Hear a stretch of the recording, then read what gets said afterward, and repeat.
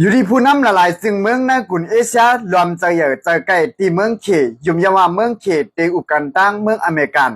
ไลเสียวแลตีรถยอมตีปังตึกตีตะวันออกกลางแน่เนี่ยดิฉันนำกาทางหัวข้อข่าวนี่ได้ก็โมจัดดับบะคาเมเนอีผู้นำเมืองอิหร่านให้หายกว่าตั้งเหรอตาย55เฮ็ดสังจุคายามให้อ่ำหันนามันแลยินเสียงมันเพราะว่ามันใจสั่งการก็เปลี่ยนตัวลิกเว้เนี่ยครับเนาะ มันใจเตรียมดิกมาเสียอะไรสั่งการลูกน้องตับปีมันเก้เนี่ยจ้ากว่าละลายหูคอขนาดเขาคามาอัปเดตกันเกี่ยวกับไปลองข่าวนวันนอกเมืองแหละขันน้ำมันอีกหนึ่งขนาดลองน้ำมันอีกหนึ่งเลยวันเหมือนไงก็เลยถึงมาวันเหมือนไงก็วันที่3 เดือนปี2026ขนาดข่าวเงานอกวันนอกเมืองไหนก็ตึกเมืองเก่าในซึ่งคือหลาในตึกเคียงแข่งกันกว่ามาตั้งขนาดเนาะตึกเคียงแข่งกันกว่ามาตึกต่อรองกันกว่ามาอยู่หายแห้งๆปอขาลัดตีปอดมันได้กันเนาะแล้วเขาขามาหลัดกว่าคำคอกันเนาะอยู่ที่ข่าวในก็ข่าวเลยอังอยู่มาดีข่าวข้องข่าวเทียนยันออนไลน์เลยข้องข่าวสปักอัปเดตนี่ลงไว้กันเนาะอยู่ที่ผู้นำเมืองอเมริกันจำจึงตัวชอบในเนี่ยเตกว่าควบทั่วอุบโอจำจึงเมืองเขตสินจินพินในเหลือนในวันที่14ถึงวันที่15ใน5 เดือนในเหลือนที่5ปี2026ในกันเนาะและเตกับควบทั่วอุบโอกันเกี่ยวกับไปลองปางตึกที่ตะวันออกกลางในก็จางป้านั่นขนาดเนาะและผู้นำในกลุ่มเอเชียหลายๆจึงเมืองยุ่มยำว่าผู้นำในกลุ่มเอเชียหลายๆจึงเมืองแน่เนี่ยเขายุ่มยำที่เมืองเขียนขนาดเนาะยุ่มยำจำจึงจีสินเย็นผีแน่ว่าตีอุบโอตกลงกันตั้งอเมริกันเชื่อแลลดย่อมตีปังตึกตีตะวันออกกลางในไรอยู่เนี่ยเขายุ่มยำนั่นขนาดเนาะตั้งใจอยากจะไกลได้อาจจะอยากจะไกลตีในเมืองเขียให้อุบโออเมริกันให้ไรนั่นขนาดนะแต่อยู่ที่ผู้นำหลายๆจึงเมืองได้ก็ตุกย้อนนั่นขนาดเนาะตุกย้อนก็เลยว่ามีดังมุมมองก็เลยว่าอย่างว่านะเมืองเขียนเนี่ยมันมีอ้อจ่าอนาซบอนาความอนากุมเมี่ยวๆขนาดนอกความซึ้งก็แลลองตั้งอันเป็นปังตึกตีวันตีเต๋าหนอกกลางในก็เขามีลองตุ้มตื้อปลาเมืองเขียนนั่นขนาดเนาะแลอยู่อย่างว่าเมืองเขียนก็เออุบโออเมริกันละไล่อยู่ในอยู่ที่ละลายจึงเมืองได้ก็มุมมองไว้ขนาดเดชนะลำก้าเนี่ยอยู่ที่พุทธศาสนาการเมืองเขาละลายก็ทัดสางไว้ขนาดผู้นำมาเมืองอิหร่านมุจตบาคาเมนีอีแน่มันใจแน่กำพองก็ว่ามันตายคำพองก็ว่ามันอ่ำตายกำพองก็ว่ามันหมัดเจ็บเพียงไหนเย้าแลกับมกอยู่กับยาตัวมันอยู่ที่ในเมืองราชาเนี่ยขนาดพอขามาว่นด้วยพอขามาด้วยจำข่าวนวันนอกเมืองในขนาดเลยว่ามุสตาบาคาเมนีอีผู้นำใหม่เขาในขนาดให้ว่าออกหน้าออกตาที่เดียวว่าแน่จูมันหับตันเฮียงเป็นจอมจึงเหมือนในอำพันขนาดอำพันเด็ดอำพันเด็ดเนี่ยเลยว่าลูกกันเนาะอำพันลูกกันขนาดเพราะว่าข่าวออกมาในก็มันใจเตรียมลิกเป็นตัวลิกเสียเลยสั่งการให้นั่นก็ให้เพราะว่ายินเสียงมันออกหน้าออกตายเลยสั่งตับซึ่งมันสั่งอันเป็นก็เหตุการณ์เมืองมันจะหนมันขนาดได้ว่าเป็นรองถังเทิมอยู่อันนึงตาย55เนี่ยผู้ขนาดคำพองกว่าตายกับจอมปอมมันเย้าคำพองกว่ากับยาตัวมันอยู่ที่เมืองรัสเซียเลยผ่าตัดนาจะได้ลูกหวานในขนาดเลยว่ามันหมัดเจ็บตั้งหนำตั้งหลายมือพ้องอเมริกันเขาเลยอิสราเอลเขาหมักไว้กับที่เมืองอิหร่านนั่นขนาดมันก็มีรองหมัดเจ็บในปืนตีเชปืนตีในเมืองอิหร่านนั่นในหมัดเจ็บย่อนหมักเมืองอเมริกาในอิสราเอลนั่นขนาดนะและขันน้ำมันตีตาวันออกกลางเนี่ยก็เขาตึกเคียงแข่งกันซื้อกันกว่ามากก็เลยว่าขันน้ำมันเนี่ยก็ตึกขึ้นเมืองเก่าอยู่ไปลดย้อนนั่นขนาดเนาะแล้วเดชนั้นก็คือเมืองอิหร่านเนี่ยก็ย่าอเมริกันติ้งย่อไว้ผูกชิมไว้เปลี่ยน40 ลำปลายเอาขนาด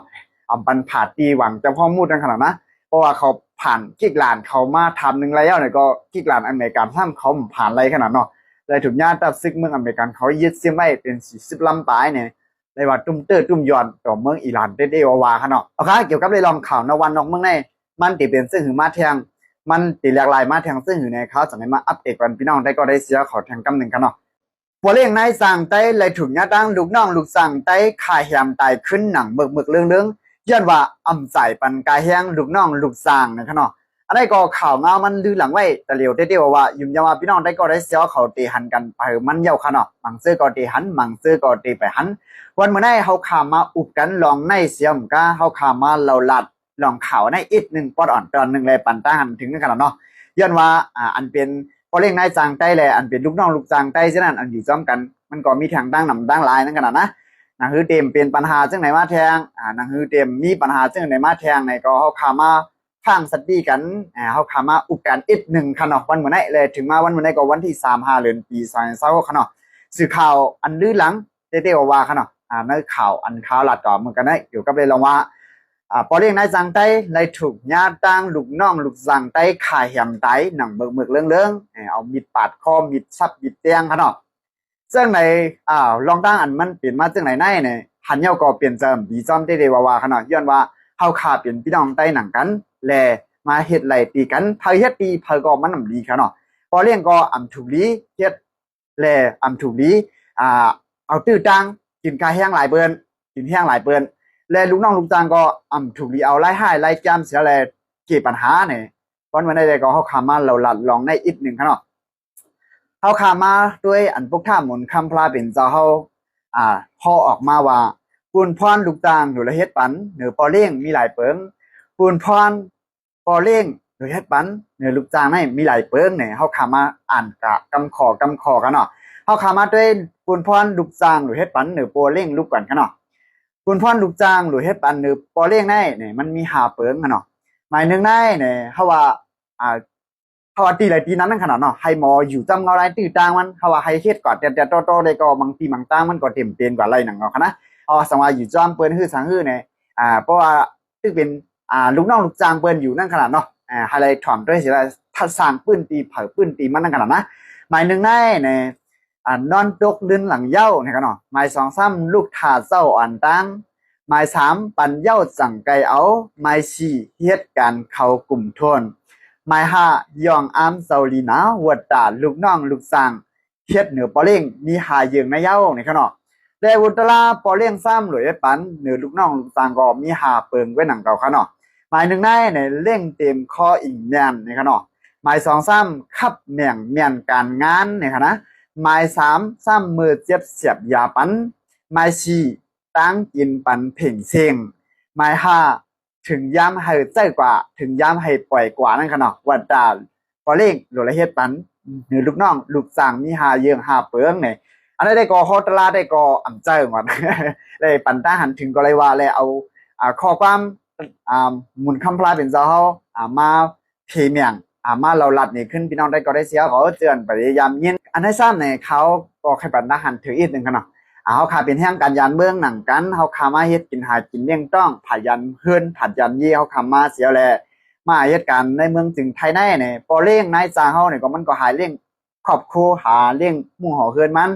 เฮาขาเป็นลูกน้องลูกจ้างเฮาเนี่ยก็เฮาก็หลุเลยหาเลี้ยงลูกเลี้ยงล่างเลี้ยงนาคือตาเย่เลี้ยงปอเลี้ยงเมเลี้ยงปีเลี้ยงน้องเผาก็มาหาเงินหาคำตาปุ่นสุนเจ้าเก่าได้ตาพุ่นก็อันหักเจ้าเก่าได้ก็อันเจ้าเก่าหักนั่นขนาดเนาะความซื่อมันได้ก่อในปัญหาจังไหนแน่อย่าให้อะไรเปลี่ยนมาเทียงปุ่นพรเผิบปุ่นพรมาให้อะไรเฮ็ดสร้างกว่าลีๆงามๆเนี่ยอันนั้นได้ก่อใครผักถึงปอเลี้ยงนายจ้างใต้และลูกน้องลูกจ้างใต้อันตึงอยู่ซ้อมกันนั่นขนาดเนาะอย่าอะไรเป็นปัญหาเจ้งในเทียงและอย่าเอากินแห้งไหลกันเสียมก็อย่าเป๊เอาไล่ฮุกไล่ให้กิริปัญหากันเนี่ยอันนั้นได้ก่อใครปันตาหันถึงนั่นขนาดเนาะเอาค่ะเหมือนสูงตั้งงวดตั้งเสียงค้า